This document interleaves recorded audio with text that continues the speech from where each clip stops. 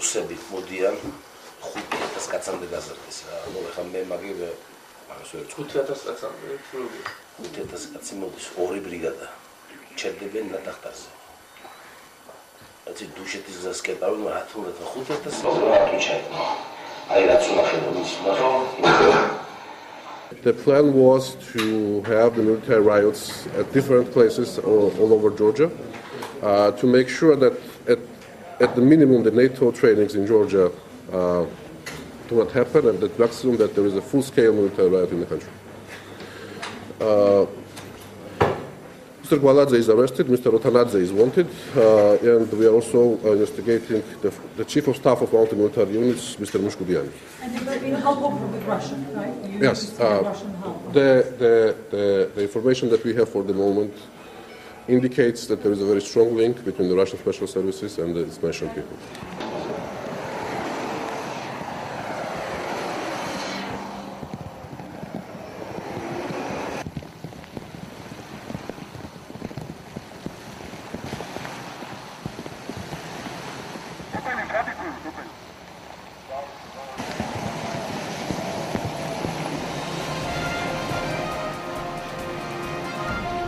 Pozdravljeni.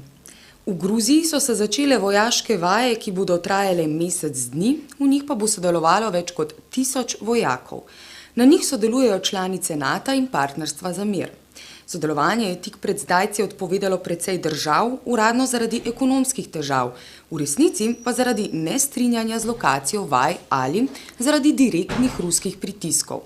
Med te sodijo Moldavija, Srbija, Kazahstan in Armenija. Vojaške vaje potekajo le 70 km od najbližjih ruskih vojaških enot. Gruzija vaje označuje kot solidarnostno gesto Zahoda po spodletelem napadu na Južno Osetijo in Abhazijo avgusta lani. Rusi pravijo, da gre za zahodno provokacijo, NATO pa za vaje, ki so bile napovedane še pred osetijsko avanturo. Sočasno z večanjem napetosti na relaciji med NATO in Rusijo se zaostrujejo tudi gruzijske notranje politične napetosti. Združena opozicija v Tbilisiju demonstrira že skoraj cel mesec in zahteva odstop predsednika Sakašvilija. Tik pred skupnimi vojaškimi vajami se je uprl celoten tankovski bataljon. Po nekaterih nepreverjenih informacijah je bil najprej odstavljen njegov poveljnik, šele nato je prišlo do upora. Po uradni zgodbi gruzijskih oblasti naj bi hotela enota s pomočjo Rusov izvesti državni udar in atentat na predsednika. Oblast je pozneje te obtožbe opustila in enoto obtožila le poskusa prekinitve vojaških vaj. Predstavniki združene opozicije pravijo, da gre za tipičen scenarij iz predsedniškega kabineta, s katerim bi preusmeril pozornost javnosti od notranje političnih težav.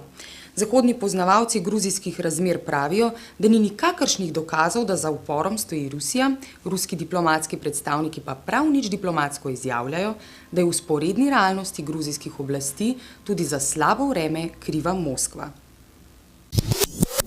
Nepalska maoistična vlada je odstopila po 8 mesecih vladanja. Povod je bil izstop centristične stranke iz koalicije, ker vladi ni uspelo odstaviti načelnika generalštaba. Ta ga je hotela odstaviti, ker ni spoštoval vladnih uredb, ki izhajajo iz določil mirovnega sporazuma ob koncu 10-letne državljanske vojne leta 2006. Takrat so odpravili 240 let trajajočo monarhijo. Pripadniki maoistične narodno-osvobodilne vojske bi morali biti integrirani v redno vojsko. Načelnik se je sprejemanju 19.000 nekdanjih maoističnih gverilcev upiral. Predsednik države, ki je praktično brez pooblastil, bi moral po ustavi podpisati vladno odločitev, vendar je ni. Načelnika generalštaba je celo pozval, da vladne uredbe ne spoštuje in ostane na položaju. V ozadju gre tudi za interese lokalnih velesil, Kitajske in Indije.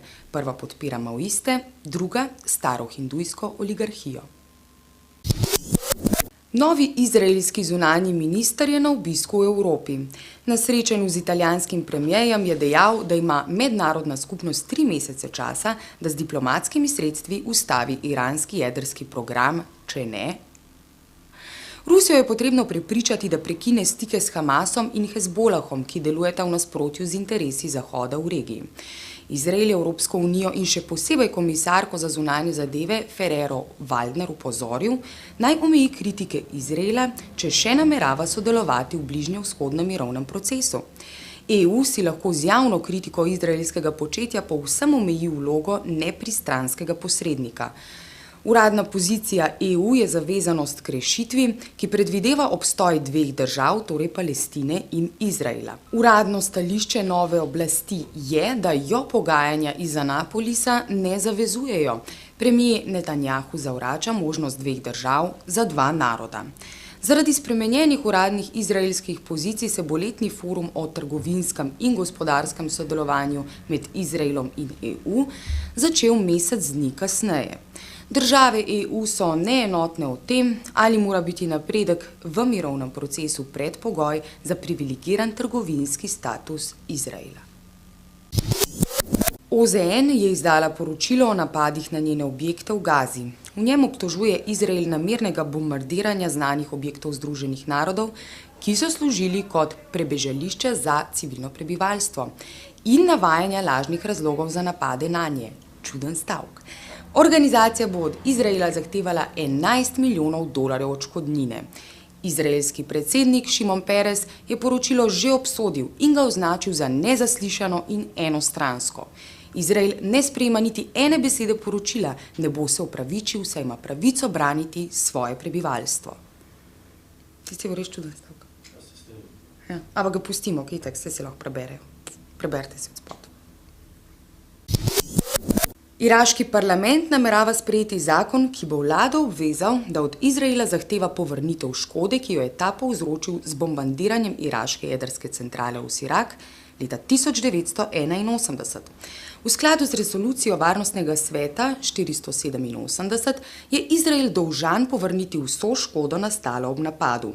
Postopek za kompenzacijo ne pomeni priznanja Izraela, saj sta obe državi polnopravni članici Združenih narodov. Proti imenu prašičja gripa se ne bori le mesnopredelovalna industrija, ki beleži upad povpraševanja. Nov nasprotnik imena je tudi izraelsko ministrstvo za zdravje. Namestnik ministra pravi, da je potrebno gripo preimenovati v mehiško influenco, saj je ime prašičja gripa za Žide in muslimane žaljivo.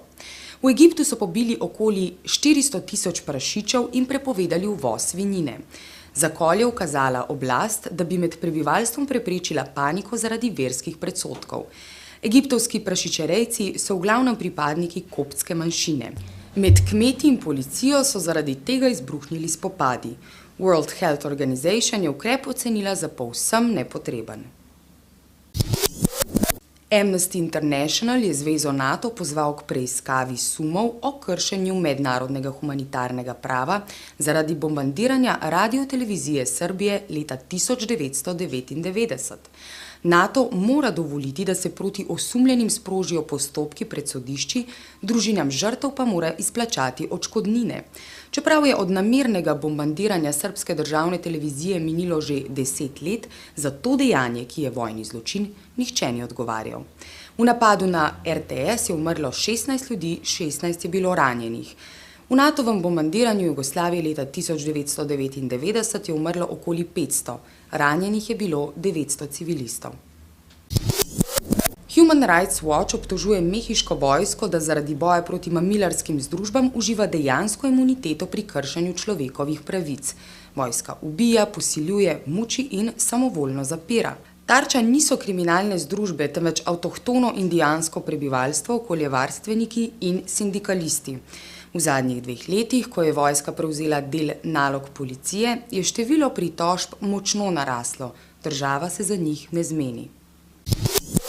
Letalo Air France, ki je letelo iz Francije v Mehiko, so ameriški letalski kontrolorji preusmerili, da ne bi na svoji poti preletelo del ameriškega zračnega prostora.